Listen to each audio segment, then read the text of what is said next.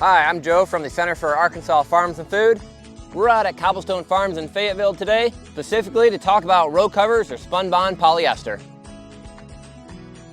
Before we get started today, we should talk a little bit about what frost is, what a frost advisory is, and what a freeze warning is. So frost is just simply frozen dew on your plants.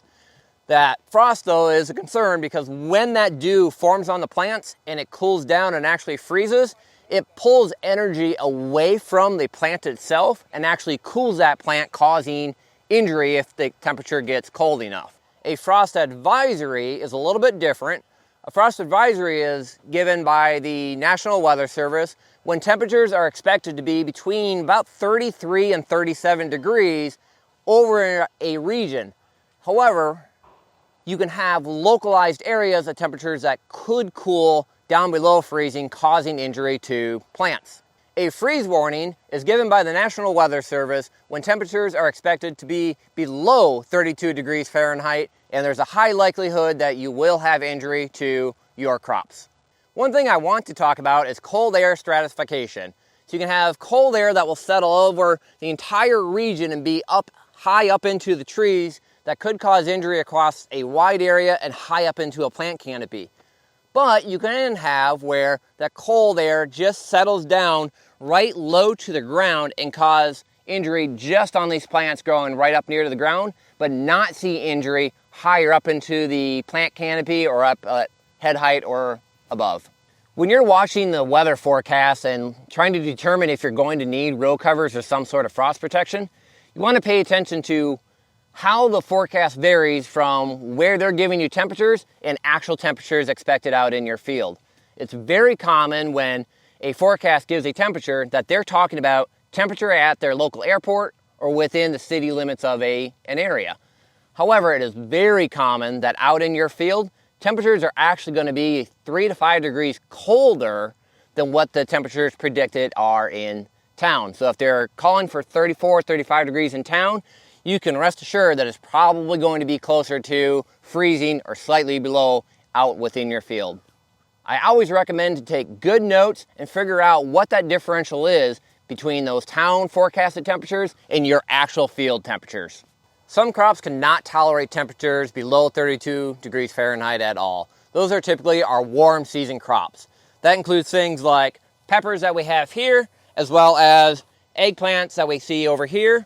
That also includes things like tomatoes and all of our cucurbits. On the other hand, cool season crops can tolerate temperatures quite a bit below freezing, but just how far they can go down below freezing depends on the crop and depends on the conditions that they are growing in.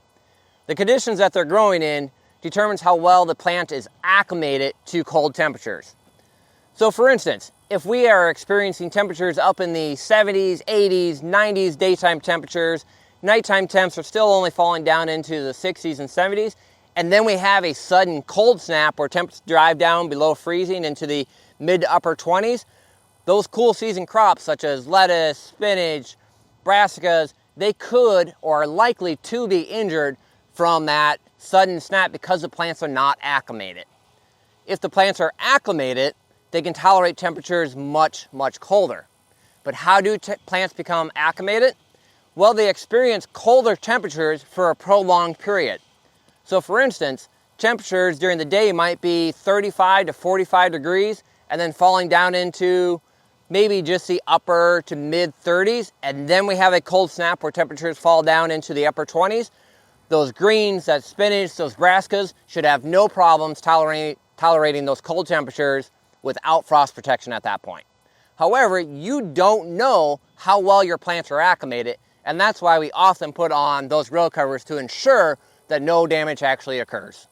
The most common product that we use for cold weather protection on our crops during the spring and fall is spun-bond polyester. This also goes by brand names such as Rime and Agribon and others.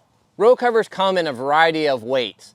The lightweight material can be as low as 0.45 ounces per square yard, and that can provide cold weather protection of about 2 to 3 degrees Fahrenheit. The nice thing about that lightweight material is that it still allows about 90% of light transmission to move through the material and actually hit the plant for growing during the daytime. This is an excellent product if you just need a little bit of protection and don't want to have to take the material off and on nighttime, daytime, nighttime, daytime. There still gets adequate light underneath for plant growth and development, and it tends to not get too overly hot during sunny days. Heavier row covers do exist, so we can have 1.5 ounces per square yard. That heavier row cover can provide upwards of 7 degrees of protection to our plants underneath. However, it allows significantly less light to move down through that plant canopy. So you really have to take that canopy off during the daytime so that you get adequate light transmission onto the plants for them to grow and develop. So row cover comes with some additional benefits besides just providing cold weather protection to the plants. It can be an excellent insect barrier to keep out large insects, so things like cucumber beetles, squash vine borers, Japanese beetles, anything that's going to be a fairly large insect.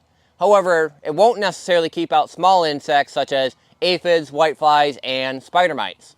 Another excellent advantage of the row cover material over the plants is that it does warm up that area underneath the row cover during the daytime. So if you have a lightweight row cover over the plants and keep it on during the daytime, you'll actually have a little bit of increased heating underneath that plant canopy, which will allow plants to grow faster and reduce your days to maturity. So you'll be able to put the plants in the ground, have the row cover over them, and get them to market faster than if you were to have plants like on my left here, where they are not covered during the daytime. Finally, row covers also provide excellent wind protection to those plants underneath. So if you're growing viney crops like cucurbits, having a row cover over the plant while that young cucurbit is getting up and going will really prevent any sort of wind damage and wind whipping that might stunt or hurt or harm that plant as it grows and develops. There are, of course, like anything, some challenges when using row covers. First and foremost, as you can see right now, when it gets windy, the row covers want to take off and move, so you have to have them staked or rocked to keep them from moving around. Here you can see we have rocks holding on to the row covers to keep it down on the ground, but you still have some loose material here. So if the wind picks up and gets underneath this row cover, it can actually pick it up and rip it or carry it away from your field and cause damage to the row cover or to the plants itself. So that is an extra labor strategy that you have to manage. The other challenge with row covers is that they allow rainfall to move down through the canopy or down through that cover onto plants. So they are not a solid impenetrable layer like a greenhouse plastic or high tunnel plastic would be. That can allow rain to hit those plants and actually cause increased disease underneath that row cover due to those higher temperatures, especially if you're leaving that row cover on during the daytime period after a rainfall. Finally, one of the biggest challenges with using row covers is if you're growing cucurbits or other crops that need insect pollination underneath them. You have to remove that row cover to allow the insects to come in and do their pollination work. One thing to note when we're looking at row covers inside high tunnels is that those lightweight row covers provide significantly more cold weather protection inside a high tunnel than they do outside in the field. So a 0.45 ounce per square yard row cover inside a high tunnel might provide 4 to 6 degrees of protection inside the tunnel, whereas out in the field it only provides 2 to 3 degrees protection. So if you are growing in a high tunnel, you do not necessarily need as heavy of a row cover material inside as you would outside in the field to provide that same amount of protection. Row covers can be put over plants in a variety of ways. You can just simply set a row cover directly on top of the plants. However, I don't really recommend that. You can have direct contact with the row cover and the plant material itself, and you actually will have that cold air transfer from the row cover onto the plant, causing injury or burning. So when you do it this way, typically you'll end up with tip burns from cold air right where that leaf was touching the plant. A better solution is to take your row cover and pull it over some wire hoops or some bent conduit in order to keep that row cover up off the plant. So here we have some metal hoops, and we're just going to pull that row cover tightly over, and then we're going to rock it in place to keep it from moving around. Nice thing is we're in a high tunnel here, so we don't have to be so careful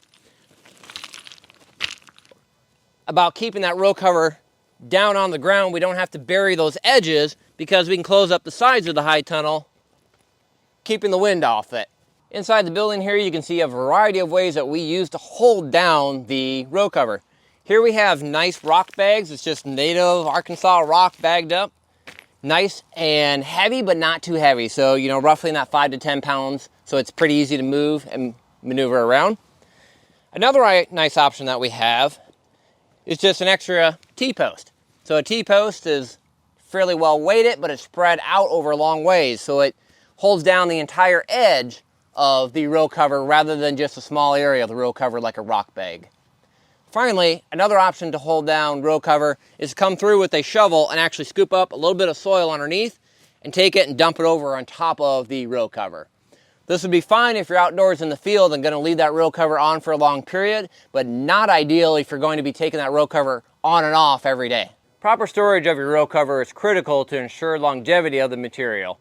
Here we have the row cover knotted up and weaved and strung up over a post so that it is hanging up off the ground. It's kept dry underneath a cover and readily accessible to go and toss out and put over some plants really quickly in case of a sudden frost event. Longer term storage of row covers should be in some sort of mouth-proof container, such as a container that we can close and seal up like this, or even a large plastic tote or 50-gallon trash can with a lid on it. Whatever you use, make sure that it has a lid on it. Maybe tape up that lid so that mice can't get up underneath and get into the row cover. And of course, always make sure that row cover is dried off and clean before you put it in storage for the season. We hope you found this video helpful and interesting. Thank you to Cobblestone Farms for allowing us to come out and record at their beautiful farm today. We're very grateful for the opportunity. Please like and subscribe to stay up to date as we release more information and more videos on organic farming in Arkansas.